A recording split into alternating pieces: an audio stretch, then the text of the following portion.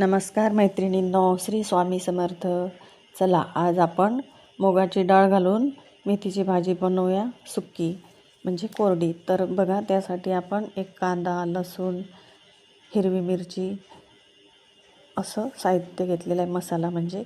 आणि मी मेथी छान कट करून आणि धुवून घेतलेली आहे. 10-15 मिनटं मुगाची डाळ थोडी पाण्यामध्ये भिजायला टाकून द्यायची. तर बघा, मी कढईमध्ये 1 ते 1.5 पळी तेल घालून घेतलं आहे. त्यामध्ये छान लसूण परतवून घेतला आहे. छान लसूण असा परतल्यानंतर त्यावर हिरवी मिरचीसुद्धा फ्राय करून घ्यायची.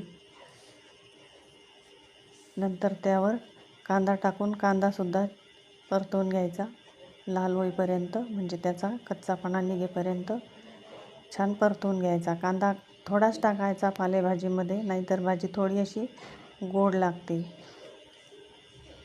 आणि कांद्यावरच मी थोडं मीठ टाकून घेतलं आहे, म्हणजे कांदा लवकर शिजायला मदत होते. तर बघा, अशा प्रकारे मी चवीपुरतं मीठ टाकून घेतलं आहे आणि छान परतवून घेतलं.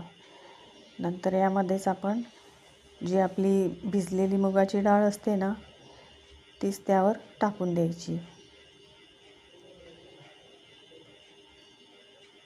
ही मुगाची डाळ न वाफेवर पण अशी छान लागते, ती अशी शिजते लवकर लगेच, आणि मग भाजीमध्ये मिक्स झाल्यावर छान लागते.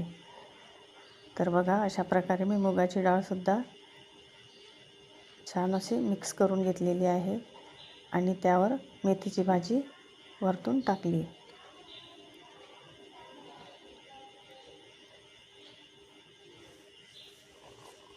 भाकरीसोबत, चपातीसोबत छान लागते ही भाजी खायला.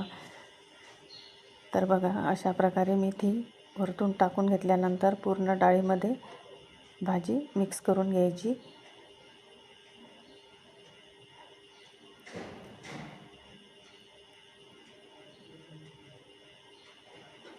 आणि झाकण ठेवून एक वाफ काढून घ्यायची. शिजायलाही वेळ लागत नाही, भाजीही शिजते आणि डाळ पण शिजते. तर बघा, एक वाफ काढल्यानंतर जर आपल्याला आवडत असेल तर शेंगदाण्याचं कूट टाकायचं. 1 ते 1-2 चमचा शेंगदाण्याचं कूट टाकून घ्यायचं